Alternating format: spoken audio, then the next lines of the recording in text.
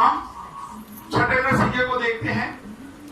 چھٹے نرسنگے کے بعد ایک گیپ آتا ہے, اور گیپ کیا آتا ہے کہ 2 گواہوں کا ذکر آ جاتا ہے کہ خدا اپنے 2 گواہ بھیجے گا, وہ آ کے زمین پر منادی کریں گے یروشلم میں, وہاں پہ وہ منادی کریں گے, پھر ان کو مار دیا جائے گا, پھر وہ تیسرے دن پھر دوبارہ سے زندہ ہوں گے اور آسمان پر چلے جائیں گے. یہ پچھلا جو میسج تھا وہ یہی تھا. اس کے بعد ایک گیپ کے بعد دوبارہ سے پھر 7واں نرسنگا پھونکا جاتا ہے.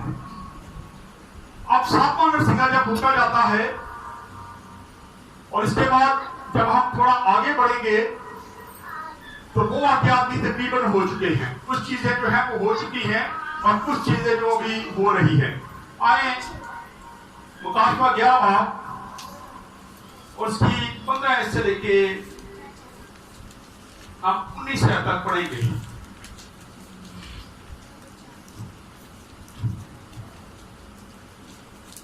اور جب ساتویں فرشتہ نے نرسنگا پھونکا تو آسمان پر بڑی آوازیں اس مضمون کی پیدا ہوئی کہ دنیا کی بادشاہی ہمارے خداوند اور اس کے مسیح کی ہو گئی اور وہ عبدالآباد بادشاہی کرے گا. اور 24 بزرگوں نے جو خدا کے سامنے اپنے اپنے تخت پر بیٹھے تھے منہ کے بل گر کر خدا کو سجدہ کیا اور یہ کہا کہ اے خداوند خدا قادر مطلق جو ہے اور جو تھا, ہم تیرا شکر کرتے ہیں کیونکہ تو نے اپنی بڑی قدرت کو ہاتھ میں لے کر بادشاہی کی اور قوموں کو غصہ آیا اور تیرا غضب نازل ہوا اور وہ وقت آ پہنچا ہے کہ مردوں کا انصاف کیا جائے اور تیرے بندوں نبیوں اور مقدسوں اور ان چھوٹے بڑوں کو جو تیرے نام سے ڈرتے ہیں اجر دیا جائے اور زمین کے تباہ کرنے والوں کو تباہ کیا جائے. اور خدا کا جو مقدس آسمان پر ہے وہ کھولا گیا اور اس کے مقدس میں اس کے عہد کا صندوق دکھائی دیا اور بجلیاں اور آوازیں اور گرجیں پیدا ہوئی اور بھونچال آیا اور بڑے اولے پڑے. آمین. خدا کا پاک کلام پڑھا اور سنا جانا ہم سب کے لیے باعث برکت ہے. یہاں پہلی آیت میں جو 15 ہم نے پڑھی ہے یہاں پہ لکھا ہے, اور جب 7ویں فرشتہ نے نرسنگا پھونکا تو آسمان پر بڑی آوازیں اس مضمون کی پیدا ہوئی کہ دنیا کی بادشاہی ہمارے خداوند اور اس کے مسیح کی ہوگی اور وہ عبدالآباد بادشاہی کرے گا. اب خداوند یسوع مسیح کے بارے میں لکھا ہے کہ خداوند یسوع مسیح بادشاہی کرنے والا ہے. 7واں نرسنگا پھونکا جائے گا اور اس کی 1000 سالہ جو بادشاہی ہے اس کا آغاز ہوگا. اس کا آغاز ہوگا, وہ آئے گا اور 1000 سال تک بادشاہی کرے گا. یہ 2 بار ہمیں ملتا ہے کہ خدا اور اس کے مسیح کے تعلق سے. اس کو دوبارہ سے ایک آپ کو پڑھ کے سنا دیتا ہوں. لکھا ہے خداوند اور اس کے مسیح کی ہوگی. خداوند اور اس کے مسیح یعنی کہ خدا اور اس کا بیٹا جو مسیح ہے اس کی ہوگی. یہاں پہ کلیئر کیا جاتا ہے کہ خدا کا بیٹا جو ہے وہ خداوند یسوع مسیح ہے اور اس کی بادشاہی جو ہے وہ ہونے والی ہے. ایک اور حوالہ دیکھ لیتے ہیں. نکالے ذرا زبور 2 اور اس کی 2 آیت کو پڑھ دیں. وہاں پر بھی ہم دیکھتے ہیں کہ اسی مضمون سے وہاں پر بھی جب کرونا وائرس آیا تو میں نے میسج دیا تھا کہ خداوند کا کلام فرماتا ہے کہ خدا اور اس کے مسیح کے خلاف, ان دونوں کے خلاف دنیا کے حاکم, اس کے بادشاہ اور یہاں کے تمام لوگ جو ہیں وہ اس کے خلاف سب برائی کرتے ہیں اور کہتے ہیں کہ اس کے جوئے اور بندھن توڑ دیں, لیکن نہیں توڑ سکتے. آج پڑھیں ذرا. خداوند اور اس کے مسیح کے خلاف زمین کے بادشاہ سب برائی کر کے اور حاکم آپس میں مشورہ کر کے کہتے ہیں آؤ ہم ان کے بندھن توڑ ڈالیں اور ان کی رسیاں اوپر سے اتار دیں. اور اس کے خدا اور اس کے مسیح کے, یہ 2 بار بائبل مقدس میں یہ لفظ آیا. اور یہاں ہم دیکھتے ہیں کہ یہاں پر بھی یہی ہے کہ خدا کے مسیح کی جو بادشاہی ہے وہ عبدالآباد رہے گی, وہ ہونے والی ہے. وقت نزدیک ہے کہ بہت جلد اس کی بادشاہی جو ہے وہ پوری دنیا پر ہو. ہر جگہ پہ اس کی حکومت ہوگی. کوئی اور بادشاہ, کوئی وہاں پہ اور کوئی حکومت نہیں ہوگی سوائے مسیح یسوع کے. دامن یسوع مسیح دنیا پر 1000 سالہ بادشاہی کرنے کے لیے آ رہا ہے, تیار کر رہا ہے, لوگوں کو تیار کر رہا ہے. اور پھر 19, 16 اور 17 میں لکھا ہے, اور 24 بزرگوں نے جو خدا کے سامنے اپنے اپنے تخت پر بیٹھے تھے منہ کے بل گر کر ستار کو سجدہ کیا اور یہ کہا, اے خداوند قادر مطلق جو ہے اور جو تھا, ہم تیرا شکر کرتے ہیں کیونکہ تو نے اپنی بڑی قدرت کو ہاتھ میں لے کر بادشاہی کی ہے. یہاں ہم دیکھتے ہیں کہ 24 بزرگ جو ہیں وہ خدا کا شکر ادا کرتے ہیں, خدا کا شکر ادا کرتے ہیں کہ آپ جو مشکلات ہیں, پریشانیاں ہیں, جو ابلیس تنگ کرتا ہے, جو مشکلات بڑی ہوئی تھی, وہ ساری کی ساری اب کیا ہو جائیں گی, ختم ہو جائیں گی, کیونکہ اب جو بادشاہ ہے وہ کون ہے, خداوند یسوع مسیح ہے. اور وہ اس کا شکریہ ادا کرتے ہیں. جیسے آج بھی دنیاوی طور پہ ہمیں کوئی تنگ کرتا ہو, ہمارے ساتھ کوئی چھیڑ چھاڑ کرتا ہو, لڑائی جھگڑا کرتا ہو, اور اس سے کوئی بڑا آ جائے اور وہ آگے اس کو دبا دے, تو ہم کہتے ہیں تیرا شکر گزار ہے جی, تم نے یہ کام ہمارے لیے کیا ہے.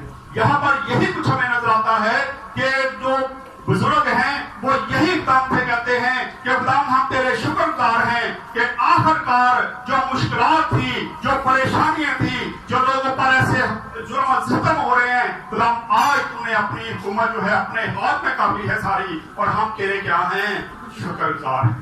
ہم تیرا شکر ادا کرتے ہیں کیونکہ اب تو ہی عبدالآباد کیا رہے گا, حکومت کرے گا. پھر حکومت جو ہے وہ صرف اور صرف خدا کی ہوگی. اور پھر 18 میں لکھا ہے, اور قوموں کو غصہ آیا اور تیرا غضب نازل ہوا, اور وہ وقت آ پہنچا ہے کہ مردوں کا انصاف کیا جائے, اور تیرے بندوں, نبیوں اور مقدسوں اور ان چھوٹے بڑوں کو جو تیرے نام سے ڈرتے ہیں اجر دیا جائے, اور زمین کے تباہ کرنے والوں کو تباہ کیا جائے. اب وقت نزدیک ہے. رب کے کلام میں لکھا ہے کہ مردوں کا انصاف کیا جائے گا, جن کو خدا کے نام سے قتل کر دیا جاتا ہے, جن کو مار دیا جاتا ہے. اب وقت آنے والا ہے کہ ان کا انصاف کیا جائے گا. اور جن لوگوں نے زمین کو تباہ کرنے کی کوشش کی, مسیحت کو تباہ کرنے کی کوشش کی, مسیح کے لوگوں کو ختم کرنے کی کوشش کی, ان کو خدا کیا کرے گا, ختم کر دے گا, مریم پیش کر دے گا. یہاں پہ لکھا ہے کہ وہ ان کو ختم کرنے کے لیے اب آنے والا ہے. لیکن یہاں ہمارے لیے جو بات ہے وہ یہ ہے, لکھا ہے کہ اب کیا ہے, اجر کا وقت آنے والا ہے. خدا ہمارے کاموں کے مطابق ہمیں کیا کرنے والا ہے, اجر دینے والا ہے. اگر ہماری زندگیاں ٹھیک نہیں ہیں تو پھر ہم اجر سے آ رہے ہیں, پھر ہمیں اجر نہیں ملنے والا. لیکن اگر ہم خدا کے ساتھ چلتے ہیں, اس کے ساتھ وفاداری دکھاتے ہیں, اس کے حکموں کو مانتے ہیں, اس کی خاطر اب ظلم و ستم سہتے ہیں, مشکلات میں زندگی بسر کرتے ہیں, آپ پہ بہت ساری مشکلات آ جاتی ہیں, لیکن پھر بھی آپ خدا کے ساتھ لپٹے رہتے ہیں, اس کے ساتھ وفادار رہتے ہیں, تو پھر کیا ہوتا ہے, خدا آپ کو اجر دے گا. یہاں پہ دوبارہ سے پڑھ لیں اس کو. لکھا ہے قوموں کو غصہ آیا. سب سے پہلے جو ابلیسی فوجاں ہوں گی یا جو بے ایمان لوگ ہوں گے, ان کو غصہ آیا اور وہ خدا کے خلاف کیا کھڑے ہو جائیں گے, اور وہ اس کی بادشاہی کو قائم ہونے سے روکنے کی کوشش کریں گے, لیکن وہ روک نہیں سکیں. کیسے؟ وہ اسی طرح ہے کہ جیسے آج اگر ہم کھلے طریقے سے مسیحیت کو پھیلانے کی کوشش کریں تو ہم پھیلا سکتے ہیں. کچھ عرصہ پہلے میں نے بتایا تھا بازاری منادی ہوتی تھی. آج بازاری منادی کرنا بہت مشکل ہے. ہم بازار میں کھڑے ہو کے خدا کا کلام نہیں سنا سکتے, ہم چوکوں میں کھڑے ہو کے خدا کا کلام نہیں سنا سکتے, کیونکہ دنیا ہم سے کیا کرتی ہے, دعوت رکھے گی. ہمارے اپنے ہی جو ہے وہ بھی کہیں گے یہ پاگل ہو گئے, کتنے جا کے کلام سنا رہے ہیں. بہت ساری باتیں نکلتی ہیں, لیکن لکھا ہے کہ جب ہم خدا کے ساتھ وفادار دکھائیں گے تو خدا پھر ہمیں اجر دینے والا ہے. اجر کیا ہے؟ لکھا ہے جو جان دینے تک وفادار رہے گا میں اس سے زندگی کا تاج دوں گا. یہ اجر ہے. اگر آپ پیچھے چلے جائیں, جب کلیسیاں کو خط لکھے جا رہے تھے, ان کو پیغام دیا جا رہا تھا, تو وہاں پہ بار بار لکھا ہے کہ اگر تو وفادار رہے گا تو میں تجھے زندگی کا تاج دوں گا, اگر تو وفادار رہے گا تو میں زندگی کے پھل میں سے تجھے کھانے کے لیے دوں گا. خداوند وعدے کرتا ہے اور وہ اپنے وعدوں کا سچا ہے, وہ اپنے وعدوں سے ہٹتا نہیں ہے.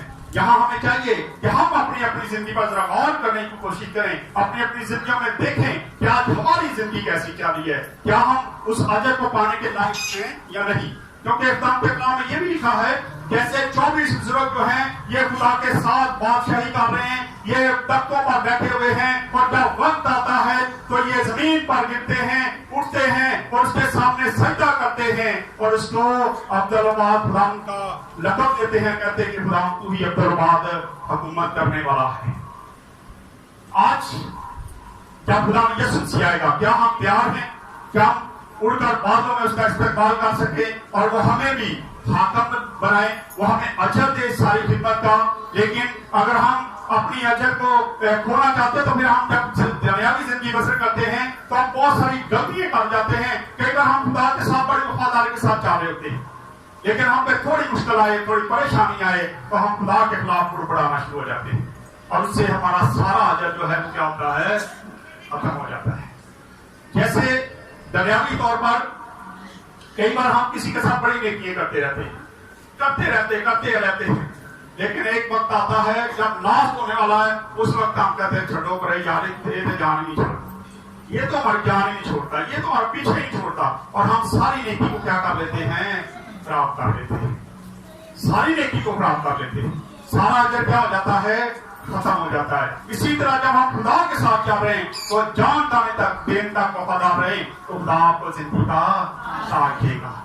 اگر ہم اجر پانا چاہتے ہیں تو آج اپنی زندگیوں کو ٹھیک چلانے کی ضرورت ہے اور پھر خدا ہمیں زندگی کا تاج دے گا۔ اور پھر 19 آیت آخری آیت، اور خدا کا جو مقدس ہے آسمان پر ہے وہ کھولا گیا اور اس کے مقدس میں اس کے عہد کا صندوق دکھائی دیا اور وہ بجلیاں اور آوازیں گرجے پیدا ہوئی اور بھونچال آیا اور بڑے بڑے اولے پڑے۔ یہاں دیکھتے ہیں خدا آسمان پر تخت نشین ہے۔ رات کو بھی میں کسی فیملی میں بیٹھا تھا تو اگر ہم خدا کے کلام میں دیکھیں لکھا ہے کہ تمہاری جنگ ان روحانی فوجوں سے ہے جو آسمانی مقاموں میں رہتی ہیں، وہ آسمانی مقاموں میں رہتی ہیں، وہ آسمان میں اڑتی پھرتی ہیں، ادھر جاتی ہیں ادھر جاتی ہیں۔ جیسے پہلے بھی میں نے بھائی بہت دفعہ بتایا، لاسٹ پاسٹر نے بتایا کہ خدا کا کلام بتاتا ہے کہ ہر علاقے کا کیا ہے؟ ایک موکل ہے، ہمارے علاقے کا بھی ایک موکل ہے جو یہاں پہ کام کرتا ہے، جو یہاں کی جو بزرگ ہیں ان کو کنٹرول کرتا ہے، ان کی ڈیوٹیاں لگاتا ہے۔ اسی طرح خدا کا کلام بتاتا ہے کہ وہ آسمانی کاموں میں اڑتی رہتی ہے۔ ان کے بارے میں یہ بھی لکھا ہے کہ وہ کیا ہے؟ پڑھا آپ نے؟ پڑھا ہے؟ وہ روحانی فوجی ہے۔ یہ کیا ہے؟ وہ روحانی فوجی ہیں۔ آج آپ لوگوں کو ان کو جو خدا کے ساتھ چلتے ہیں ان کو کہتے ہیں یہ روحانی ہے، لیکن خدا کا کلام یہ بھی بتاتا ہے کہ یہ فوجیں جو ابلیس کی فوجیں ہیں یہ بھی روحانی فوجیں ہیں، لیکن ان سے اوپر ہمارا خدا رہتا ہے۔ ہمارا خدا ان سے بھی اوپر رہتا ہے، وہ اس کے نیچے ہیں، اور خدا جب اوپر رہتا ہے تو وہ اوپر سے اس کو کنٹرول کرنا بھی جانتا ہے۔ اس لیے لکھا ہے کہ جہاں وہ رہتا ہے وہاں ایک صندوق رکھا گیا ہے، جو عہد کا صندوق ہے وہ وہاں پہ رکھا گیا ہے۔ حالانکہ عہد کا صندوق جو ہے وہ زمین پر بھی ہے، لیکن اسی کا ایک صندوق جہاں پہ خدا نے عہد مانگے ہوئے ہیں، خدا نے ایک صندوق جو ہے آسمان پر بھی اپنے رہنے کی جگہ پہ بھی رکھا ہوا ہے، جہاں پہ جتنے بھی خدا نے عہد کیے ہیں، جو بنی اسرائیل قوم کے ساتھ لوگوں کے ساتھ عہد باندھے گئے ہیں، وہ سارے کے سارے اس صندوق میں بند ہیں اور وہ آسمان پر خدا کے پاس موجود ہے۔ پھر لکھا ہے کہ وہ صندوق کھول دیا گیا اور بہت ساری بجلیاں کڑکی، آوازیں آئیں، کیونکہ یہ سارے خدا کے غضب ہیں، کیونکہ خدا نے جو عہد کی ہیں وہ سارے وہ پورے کرنے والا ہے، وہ پورے کرے گا۔ جان دینے تک وفادار ہے تو میں تجھے زندگی کا تاج دوں گا۔ آج ہمیں ضرورت ہے کہ ہم خدا کے ساتھ وفاداری دکھائیں تاکہ خدا ہمیں زندگی کا تاج دے۔ یہ ہے 7واں نرسنگا۔ جب 7واں نرسنگا کھولا گیا تو پھونکا گیا تو لکھا ہے کہ بہت ساری بجلیاں کڑکیں آوازیں آنا شروع ہوتی ہیں، اور یہ سارے کے سارے خدا کے غضب ہیں جو زمین پر نازل ہونے والے ہیں۔ آج ہمیں چاہیے کہ ہم اپنی اپنی زندگی کو ٹھیک کریں تاکہ ہم خدا کے ساتھ उस बादशाही में दाखिल हो सके और खुदा हमें भी कहे कि ये तेरा अजर है, ये ताज मैं तुझे देता हूँ। और फिर ये भी मैं बता दूं, खुदा का कलाम ये भी बताता है कि जो खुदा के लोग होंगे, जो उसके वफादार होंगे, जब खुदा में यीशु मसीह अपनी 1000 साला बादशाही में आएगा तो उस वक्त वो उन लोगों को भी अजर देगा, और वो अजर ऐसा होगा कि वो लोगों को कहेगा कि ये इलाका तेरे पास है, इस इलाके पर क्या कर, हुकूमत कर, तू यहाँ पे हुक्मरानी कर, तू वहां पे हुक्मरानी कर। अगर तो आप ये सारा कुछ करना चाहते हैं तो फिर खुदा के साथ वफादारी दिखाना शुरू कर दें। आज से अपनी जिंदगी पर गौर करना शुरू करें, इससे पहले कि 7वां नरसिंगा फूंक दिया जाए, क्योंकि लिखा है कि जब 7वां नरसिंगा फूंका जाएगा तो उस वक्त दुनिया के लोग जो हैं उसकी बादशाही को रोकने की कोशिश करेंगे, लेकिन खुदा उन सबको खत्म कर देगा जो उसके खिलाफ उठ के खड़े होंगे। आए खुदा इस्लाम के सिवा से खुदा हम सबको बरकत दे। आए अपने सर्वोच्च